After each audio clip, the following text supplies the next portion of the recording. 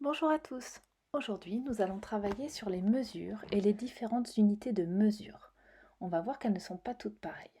Pour cela, on aura besoin de notre ardoise et de notre feutre ardoise. Sur l'ardoise, on va écrire 5 réponses. Et à chaque fois, il faudra choisir dans 3 réponses possibles, soit la réponse A, B ou C. À la première question, si tu penses que c'est la réponse A, tu écriras A, mais si tu penses que c'est B, tu écriras B, ou C si tu penses que c'est la réponse C la juste. Puis pareil pour la question 2, pareil pour la question 3, la 4 et la 5. Es-tu prêt ou prête? Question 1. Un éléphant d'Afrique, ça pèse A des grammes, B des mètres, ou plutôt ça pèse des kilogrammes, ou on dit aussi kilos. Des grammes, des mètres ou des kilogrammes? Deuxième question. Une girafe mesure en hauteur des kilomètres, des grammes ou des mètres? Des kilomètres, A, B, des grammes ou C, plusieurs mètres? Réponse 3. Une baguette de pain coûte, à ton avis, A, environ 10 euros, B, 10 centimes ou C, environ 1 euro? Juste une baguette de pain. Si je devais mesurer mon stylo bleu, est-ce que je le mesure en A, des centimètres, en B, des kilomètres ou plutôt en kilogrammes? Si je devais le mesurer.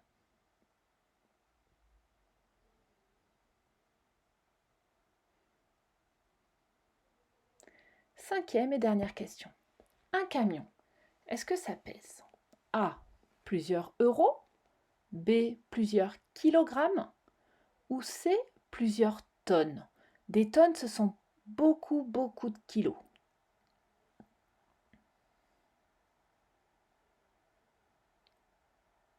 Passons à la correction. Regardons la première question. Un éléphant d'Afrique, est-ce que ça peut peser des grammes, des mètres ou des kilogrammes? Déjà, je vais éliminer des mètres, puisque ça ne me permet pas de peser les mètres. Il me reste des grammes et des kilogrammes. Les grammes, c'est vraiment pour des petites choses, des petits animaux. Donc c'est la réponse C, des kilogrammes, mais beaucoup de kilogrammes.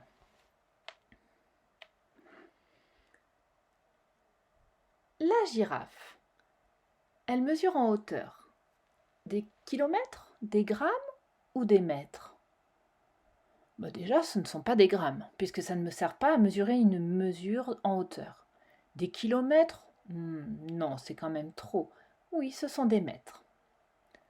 3. Une baguette de pain coûte, à ton avis, 10 euros, ça fait trop. Oui, je suis d'accord. 10 centimes, ce n'est pas assez. La baguette coûte environ 1 euro. C'était donc la réponse C.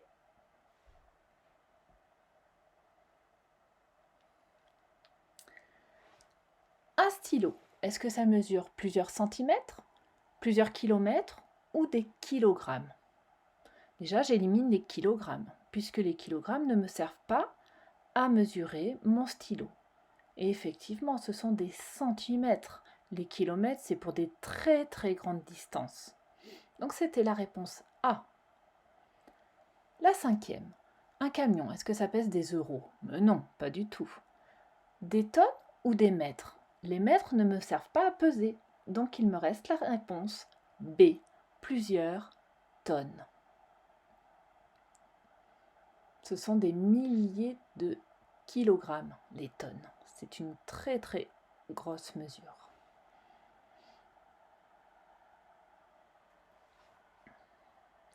Donc on remarque que chacun a sa mesure. Et selon ce que je mesure, je n'utilise pas la même unité.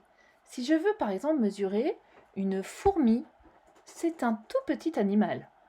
Si je veux mesurer un enfant, c'est déjà plus grand. Là, je vais utiliser plutôt des mètres et des centimètres. Je vais utiliser une règle, je vais utiliser un mètre. Ça va me permettre de mesurer la hauteur ou la distance d'une petite chose. Si je veux mesurer des grandes distances, par exemple quand je pars en vacances, que je prends la route, je vais plutôt utiliser l'unité, les kilomètres. Je mesure toujours une distance, mais cette fois, une grande distance. C'est le kilomètre.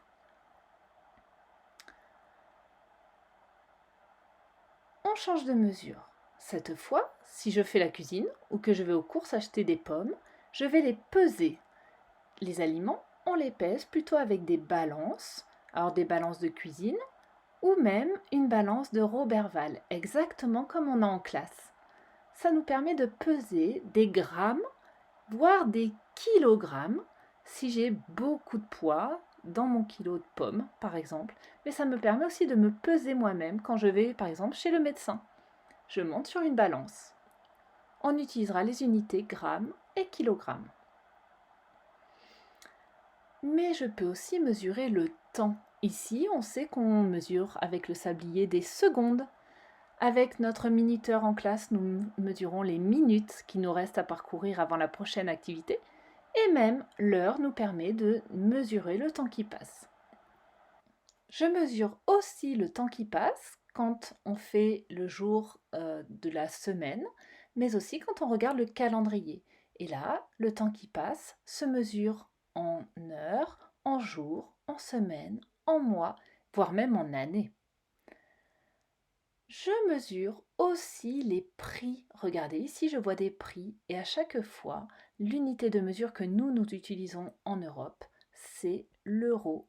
Nous avons aussi notre petite tirelire dans Chaque jour compte.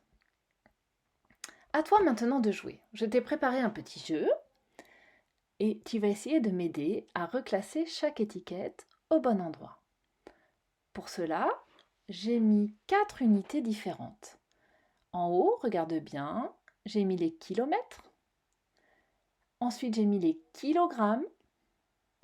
J'ai mis l'unité de mesure euro. Et puis la durée, le temps qui passe en heures, en minutes, en secondes. La première image tout en bas, c'est une balance. À ton avis, où est-ce qu'on la met?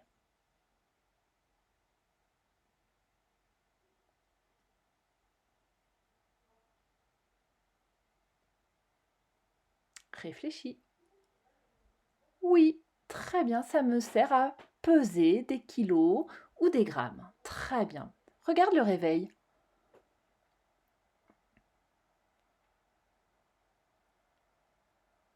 Nous l'avons vu en classe.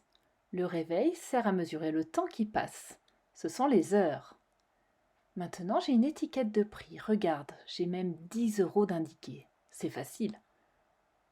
C'est donc les euros. Oui. Tiens, une balance. Celle-là, on ne l'avait pas encore vue. Mais à quoi ça sert les balances déjà? Ça sert à peser. Très bien. Je vais donc la placer sous les kilogrammes. Ensuite, nous avons un sablier. Le sablier me sert à mesurer les durées. Très bien. J'ai une caisse enregistreuse comme au magasin. C'est pour les prix en euros.